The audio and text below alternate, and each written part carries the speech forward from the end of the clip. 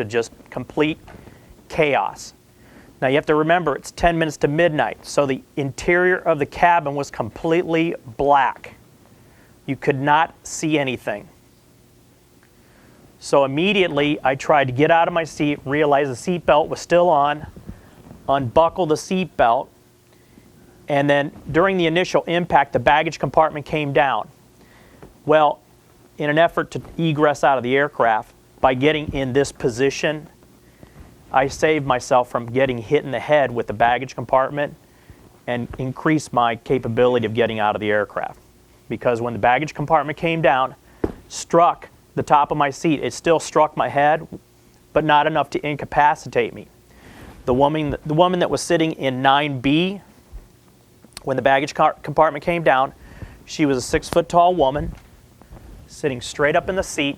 When the baggage compartment came down, hit her in the head, broke her neck, and with enough force, broke her seatbelt and knocked her to the ground.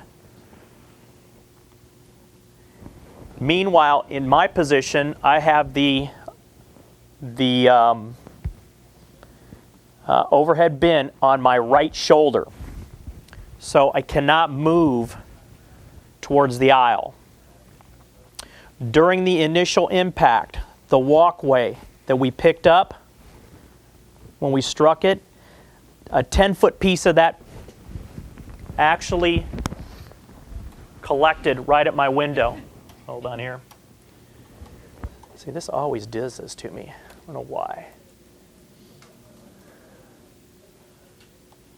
Let me see here.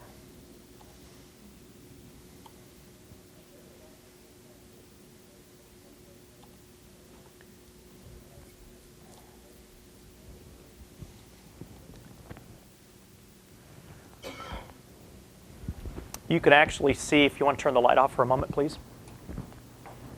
Here's the walkway right here. We came from this direction over here. Here's the walkway right here running up to the Arkansas River. Right here is where my seat is. This hole, we originally struck, it struck right here and actually managed to, it dented the structure here, but then went right down first class section all the way to row 7 and chewed everything out of here. Everything that was on the left-hand side of the aircraft through first class was ejected out. And then, of course, I have this 10-foot piece of walkway right here, and it was just pure luck that it didn't pierce the skin of the aircraft. But it stuck right here at a 45-degree angle next to my window. It also, this cut, or this split in here, I didn't realize that hole was there until one of the lightning flashes. I could actually see light coming in and feel water coming in. So immediately, it's chaotic inside the cabin. Immediately, as I tried to get up out of the seat, I unbuckled and then realized I had something sticking out of my left hand, my left leg. Reached down, felt it coming out of my knee, grabbed a hold of it and pulled it out, which is a no-no. It's a bad no-no. So, yep, absolutely. So, pulled that out. I immediately got up on my seat, stuck my head up through the hole of the aircraft right here, and then looked behind me. The tail section, or row 18 through 20, was already engulfed in flames. And the only thing I could think of was I couldn't go out towards the aisle. I couldn't go over seats because of the debris. I came up through the roof of the aircraft. So at this time, when I come up through the hole of the aircraft here, we're having a microburst. 85-mile-an-hour winds, 2.5-inch hail, raining pretty heavy. And believe it or not, I'm standing here trying to hold on to the side of the aircraft using the railing from that approach walkway to keep myself on top of the aircraft. I then try to make my way across the skin of the aircraft, and I then look down into 8A, and as I'm standing there kind of holding on to the side, I look down into 8A and there's somebody slumped over in the seat. And so what I do is I kind of shimmy down and straddle the person who I assumed was deceased. And my first thought process, with a fire going on here in the rear tail section, was explosion at that point. That was my initial thought process. I was assessing as I was going. So what I did was I actually straddled the gentleman and assumed that he was deceased and made my way down to the ground. You guys can see that, right? Do you want to shut the lights off for a minute? Okay. So here's seat 10A. Here's the walkway right here. I come up through this hole, shimmy across here, down into 8. There's 7 right here. I actually get down to the ground here, and as I'm clearing the aircraft right about here, these are 2 first-class seats, 4A and 4B. They're actually overturned. Now remember, it's pitch dark. So being overturned, I couldn't tell that there was 2 people sitting in these 2 seats still. They were overturned right here in this section. As I cleared the aircraft, looked back towards the rear section. It was raining so heavy that it actually almost extinguished the fire. Got just to a rolling black smoke. But immediately as the rain started to dissipate, the fire started up again. Pretty severe fire going on then. In fact, the heat intensity of the fire actually burned the ceiling off the aircraft, the metal.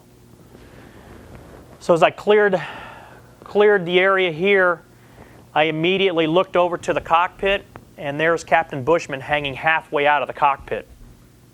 During the initial impact, he struck the side window underneath the chin, slit his throat, severed his left foot, and he had compound fractures across his body. So immediately I turned right and headed towards the cockpit. Now, on initially seeing Captain Bushman, my first inclination was I tried to grab him by the throat and tried to stem his carotid to keep him from bleeding out. Obviously, that wasn't going to help him because of the injury sustained to his foot. So Captain Bushman bled out while I'm holding on to him. And it was a pretty bad mess because not only was it raining hard, I was getting sprayed by Captain Bushman, trying to hold on to him. When Captain Bushman passed, the only thing I could do then was talk to the FO. The FO was on his cell phone calling dispatch. I actually stuck my head up against Captain Bushman's back and started talking to the FO. I advised him the situation with the back end of the aircraft. He asked me, did everybody get off? I don't know. I said, hold on a minute, let me see if I can get in to help you. During the initial impact, the first officer, Michael Oriole, the impact was so severe it unlocked his seat and it rotated him towards the console. He got his femur stuck in between there and snapped it, so he couldn't move. Immediately I got back on, and as I was getting back on, Colonel Jeff Arnold was stepping off the aircraft. Jeff had a practically almost severed right ear. It was just hanging on by a thread.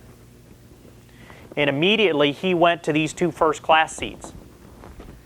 He recognized there was still 2 people sitting in them. So immediately I see him reaching underneath these 2 seats and trying to unbuckle the 2 individuals that were in the seat. Brenda and Quentin Salmon, going to their honeymoon. Quentin was in really, really bad shape. He had compound fractures across his body. He was going into shock. After Jeff and I took the 2 first-class seats off of both of them, we laid Quentin right here next to the aircraft, started covering up with debris to try to keep him from going into shock. With Brenda had a severe gash across her face and 2 broken ankles.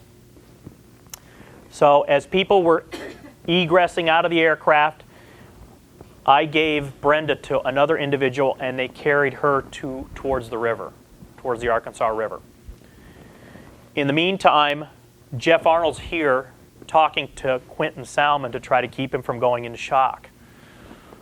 Also about that time, I had hopped on board and tried the cockpit door, which when you get an accident like this, it changes the structure of the aircraft pretty significantly. So places like your galley doors are not going to open. cockpit doors probably not going to open either as well. The only doors that opened on this aircraft that night was over wing. So a lot of the passengers actually got out either through stress fractures in the aircraft or through overwing exits, and then I'll tell you the story about the passengers that were back in the back later. The first class flight attendant suffered a fractured pelvis and other assorted injuries. She was actually taken out of the seat and taken over towards the river as well. As Jeff Arnold was working with Quentin Salmon here, I then recalled the gentleman that was at 8A. I then made my way back to 8A. He was covered in debris up to his knees, still slumped over. I managed to get him out of the seat and bring him right down here next to Quentin Salmon. Jeffrey Stewart was his name. He had gotten in the brace position. So you can imagine, and I know this is contrary to what you guys are told, but getting in the brace position in this fashion and then taking that frontal impact on this part of your head probably isn't going to be good for you. And of course, he suffered a brain stem injury. So Jeffrey Stewart was still alive, but it was pretty much a mortal situation. So I laid him down here as well, covered him up to try to keep him from, obviously he was in shock. I asked Jeff Arnold to try to keep watch on both of them. And then a very interesting situation kind of came to mind. I just kind of mumbled something to the effect of, geez, I wish I had a pen light. And Jeff Arnold, I don't know of any guy that wears a fanny pack except for Jeff Arnold. I mean, this guy is like he's prepared. So he unzips his fanny pack, and out comes his pen light. So he hands me the pen light. I get back on board, and I start going down the center aisle. Well, I'm not walking down the center aisle because all of the debris that's in the baggage compartments are all down in the middle, in the center of the aisle. Okay? Plus you've got the bundle wiring that's hanging down. You've got debris all over the place. You've got dislodged seats that have moved over across through the aisle. That night there happened to be a choir on board from Ouachita Baptist University. They were just coming back from Germany from a tour. And a lot of the choir members, with the exception of one, had gathered near the river. And I took the pen light, I kind of stuck it in my mouth because I was going to have to dig through the debris to go down the aisle. And as I was going down the aisle with this pen light, it just kind of seemed so quiet that I could actually hear the choir out by the river singing. I could hear them singing Amazing Grace. So after I cleared the deck here, came back outside, you got to remember there's no response. ATC had no idea there was an accident. That's what the visibility was like. About 10 minutes into the accident scene, a gentleman calls on 911 and gets the county dispatcher. County dispatcher answers. Guy says, yeah, we're off the end of the runway. We've crashed. County dispatcher says, where are you at? He says, we came from Dallas-Fort Worth.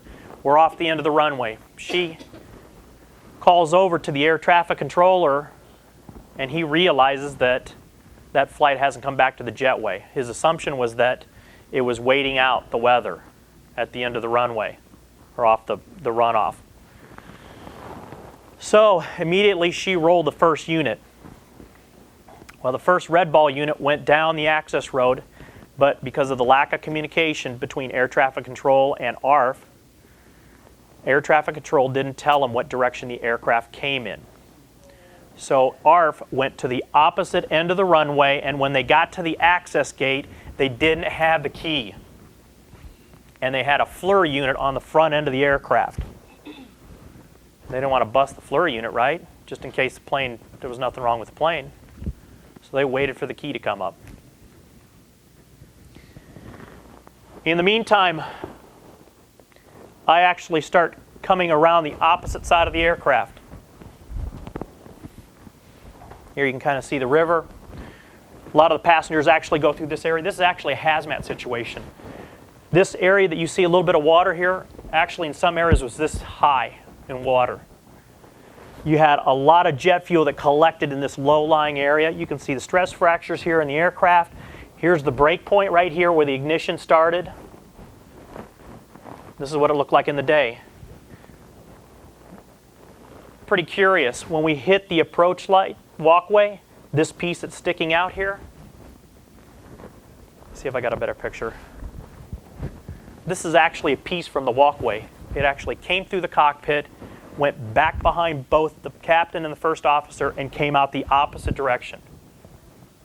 Missed both of them. As I came around this side of the aircraft, again, there's still no response. You notice here this door, it's kind of unpopped, or the handle's popped. For some odd reason, I stopped here and tried popping this door just to see if it would open. That's why the handles pop like that. When I got back to the rear section, there was two things I could see. See if I can find a good picture here.